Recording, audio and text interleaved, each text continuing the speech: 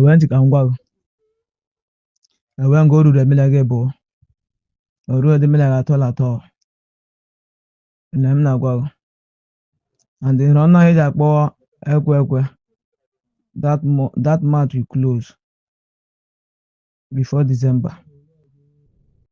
You go buy. Now I promise you I still give you. But you won't check the one demarcation one. We go take a sham. Then Bukura Ched. Gebuku. Go went to my well. Oh my God, when they have ball. Potaka and by and the buyer can on a fambo Ikenga Uruagu inanya na kokomega for video legacy eba kete na nanya bo ndodge the Imo State and eventually color be made this village abo camp the Biafra agitators under the leadership of Nnamdi Kanu and the Simon Ekpa.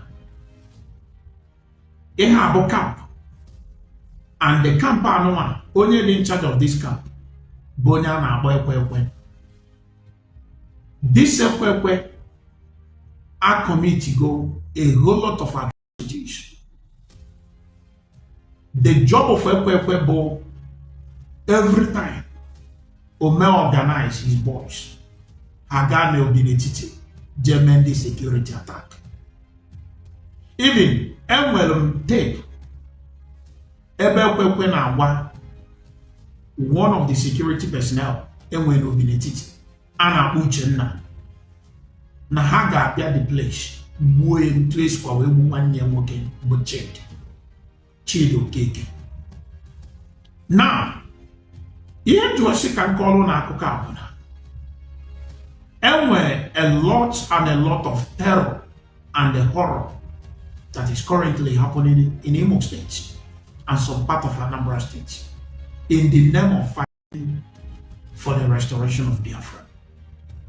And the Ebugonia before say, no one anya they are careful with this Biafra of a thing. He makes touch. And the move go motion was say, not possible for us to come together as Igbo to criminalize the use of the name Biafra to do anything out of freedom fight or whatever, even political party. Mana, our people,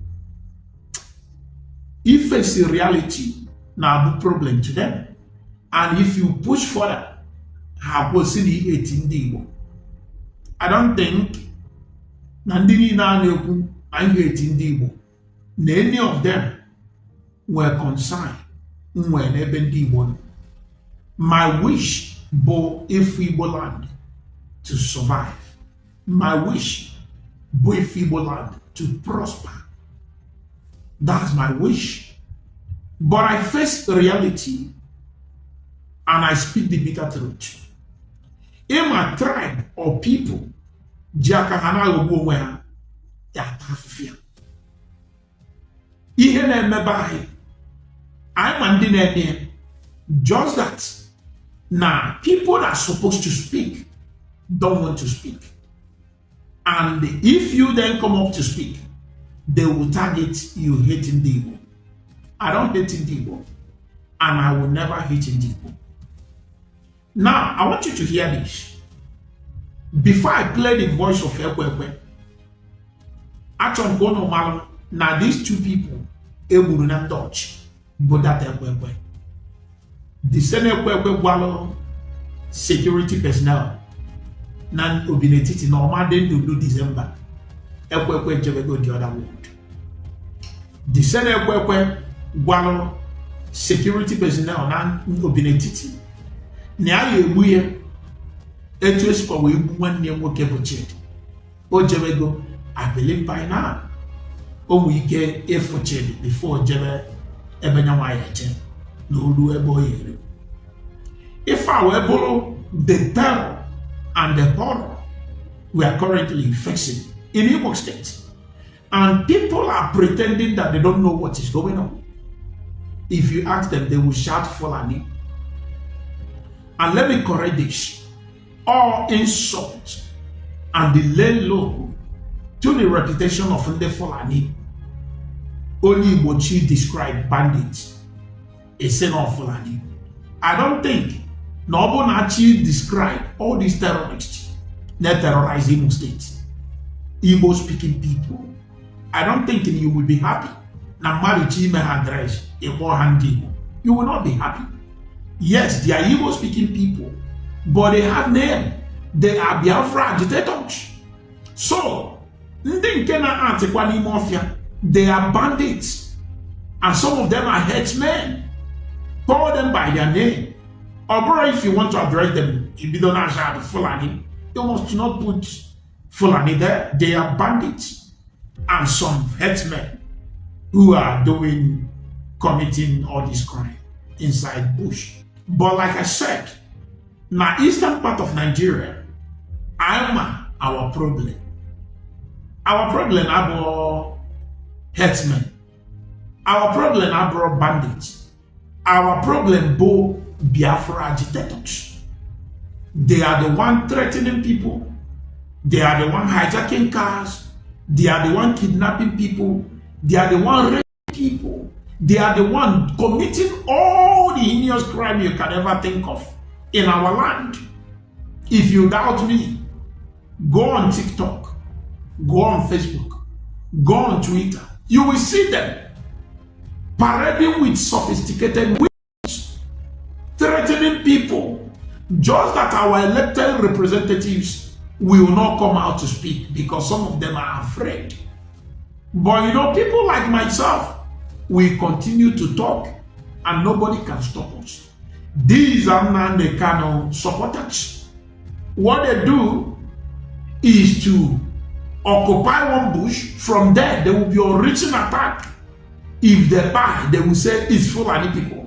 At times, they will come together to plan to carry out attack that will look like, oh, it's bandits attack or the so-called quote-unquote Fulani headsmen attack. That's a wrong address and that's a wrong name because the people who are doing this will know them. If you doubt me, I want you to listen to this. Yeah, and come the theory give us a try reply. Okay, what's in the source? Huh? One, we need to work to cover ourselves up. And the other broadcast is possible. We can come up on our last one. I can come up and make broadcast. I can come up by myself and make the broadcast. She make sure I'm on mamu. Nobody go have nobody muddy is the game now. Nobody muddy is all we see. Release your phone. We can camera has 7. Release here without sorry. On your cause with English. So what I say, una say we no go agree. Una no go agree to give us our land. Now, plan we don't come to claim what that belongs to us. Rebecca, why on your happy? I'm more happy. I boss. On your car, Gaga, was a home. I had the game now. Final game. I'm going to take now. That's the voice of Gentle the Yahoo telling one of his boy and Jamaica then, I was there, that they are going to capture 7 people, execute 6, and leave 1, speak Hausa for that one, and leave him to run to go to town and tell people that they were attacked by Hausa people. Do you see the plan? And that's what these people have been doing. It's just like this very well leaked. They will gather people, execute them, and leave 1 to go to town and tell people that, oh, Fulani headsmen came to attack at Enugu State. But they are the one doing it. They are the one committing all this crime. If they commit finish, they will want to put it on headsmen. They will want to put it on bandits. No, we knew bandit attack and we knew our people's attack. And the people attacking eastern part of Nigeria is these Biafra agitators. Now, let me give you the good news. This so-called Ekwekwe that bragged that he will buy security officer because Ekwekwe have consistently attacked the JTF base in Obinetiti. I want you to listen to him. Gawenti kangwa. Awen go to the milagebo. Oru the milag atol. Na gwa. And the runner head akpo Ekwekwe. That month will close before December. You go buy. Now promise what I still give you. If you like, stay checking point. If you like, no stay checking point.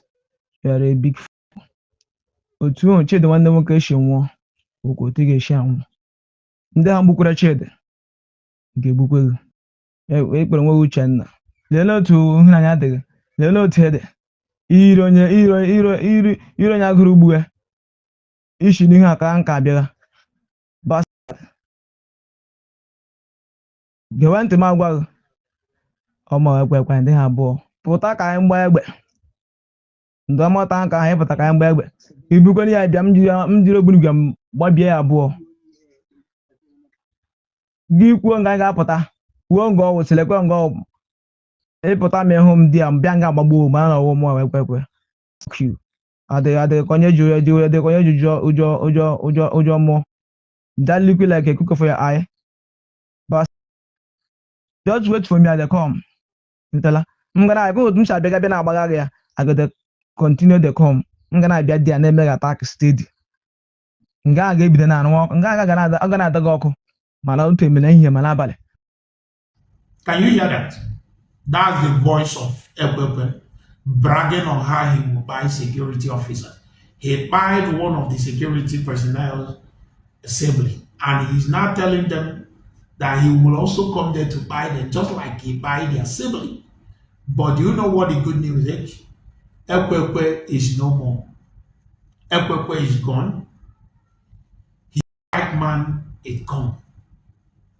The formidable Obinetiti JTF security launched attack on their camp.